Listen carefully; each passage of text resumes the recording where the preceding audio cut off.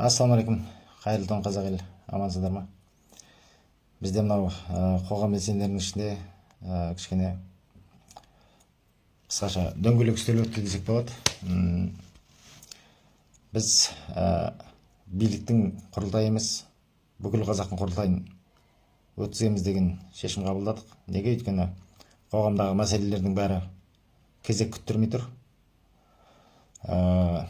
Пенсияға қатысты, көп балалы аналарға қатысты, тілімізге қатысты, одан қоса мынау Қытайдан келіп жатқан көршілерімізге қатысты, соларға шығарылған виза режим деген дүниелер көп қой негізі. Қордаланған мәселе көп. Осы мәселенің бәрін ақ қарасын шешу үшін бүкіл республика көлемінде қазақтың құрылтайы өтеді. Биліктің емес, бүкіл қазақтың құрылтайы. Үшінші баптағы биліктің қайнар көзі халық деп тұр ма? Ал егер қолынан келсе сол билік біздің құқығымызды енді таптап көрсін. 32-ші баптағы үнімізді айтамыз деп алаңға шығамыз деген нәрсенің бәрін теріске шығарды ма? Бітті, уже біз шаршадық. Бүгін, ертең болар, ар күні болар, оның ар күні болар, кез келген күні біз қазақтың, бүкіл қазақ ұлтының құрылтайын өтсеміз. Қазақстандықтардың құрылтайын өтсеміз. Челлендж бәріңе. Бізде кішкене дөңгелек үстел өтті. Сондықтан құлағдар болыңыздар бәріңіз. Бүкіл қазаққа таратыңыздар. Бүкіл қазақтың құрылтайы өтеді. Бүкіл қазақ кеп қатысам десе, уақытын, жерін кез келгенде айтамыз. Қазір содан құлағдар болсын. Неге? Өйткені бізде кредит деген мәселе бар. Одан қалды бізде дивиденд деген нәрсе бар. Ол нәрсенің өзі қараңғы. Міне. Ал енді биліктің осыншалықты басынған жетеді. Біз қазақтың құрылтайын өтсеміз, ашық түрде, ешқандай жасырын емес. Бүкіл халықтық құрылтай өтеді ол жерде. Рулар келеді, жерлер келеді. Сол жердің әрқайсысы өзінің ауданнан, ауылдан өзінің көшбасшыларын сайлап келеді. Сол жерде көшбасшылар отырып сөйлейді.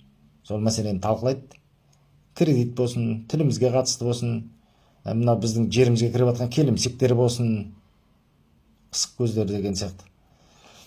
Сондай дүниелердің бәрін біз мәселесін талқылауымыз керек. Біздің жерімізге сырттан. Армысыздар қазақ елі.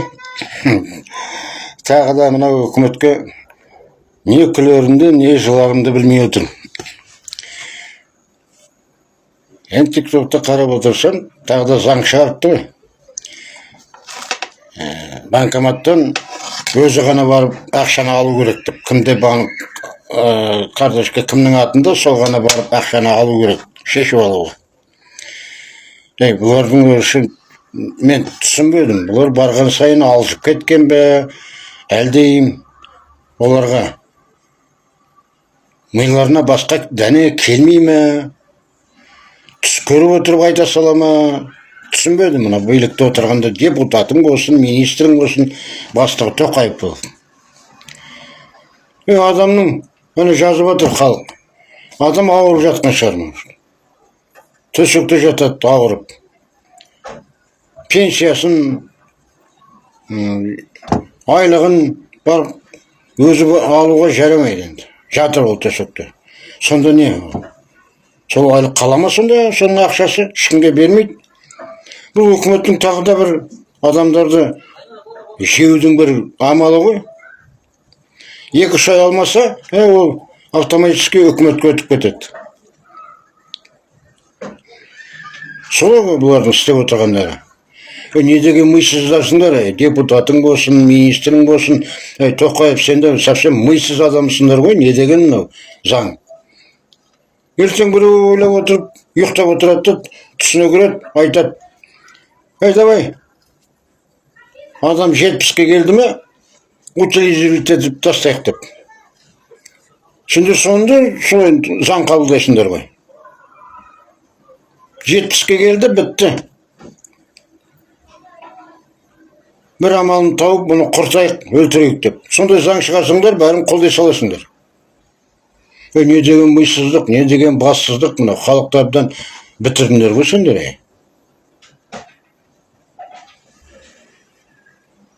Не деген адамсыңдар? Сендерге айтып бүкіл халық айтып жатыр. Тыңдамайсыңдар. Ондай халықты тыңдамайтын үкімет бізге керек пе? Керегі жоқ, бір тиынға керегі жоқ. Анау мен Бапиді естідім. Ойбай, мен ешкімнен ештеңе естіген жоқпын дейді. Бәрі керемет, бәрі жақсы, бәрі үкіметті жақтап отыр дейді. Атаңның басы, әй Бапи, мен саған айтайын, атаңның басы жақтап отыр халық.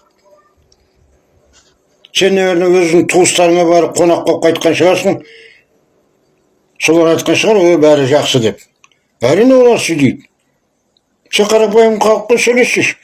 Ал көрініп келдім дейсің, сен бір қарапайым халықпен сөйлестің ба сен? Қане сенің ақиқатың? Мен міне осыған сүйініп айтып отырмын деп айтатын жағдайың бар ма? Жоқ. Сен өзің ағаңа, ініңе, бірдемелеріңе бардың да, олардың жағдайы жақсы, соны айтып отырсың.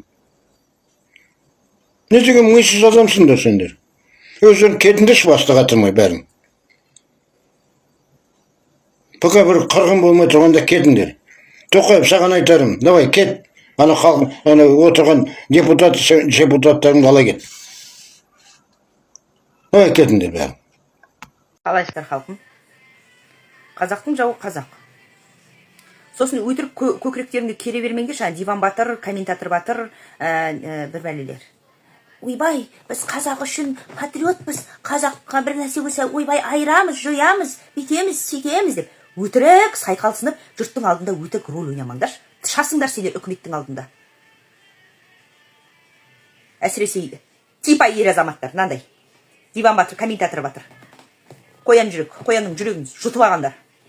Қатындарыңа ғана геройсыңдар. Үйлеріңде, жан-жақтарыңды жайпап, сол қастарыңдағы бір ішіп алғанда біреу екеуімен төбелесіп қасып, соған герой болып отырасыңдар. Сұмдық болсаңдар, үкіметке әлдеріңді жеткізіп алыңдар.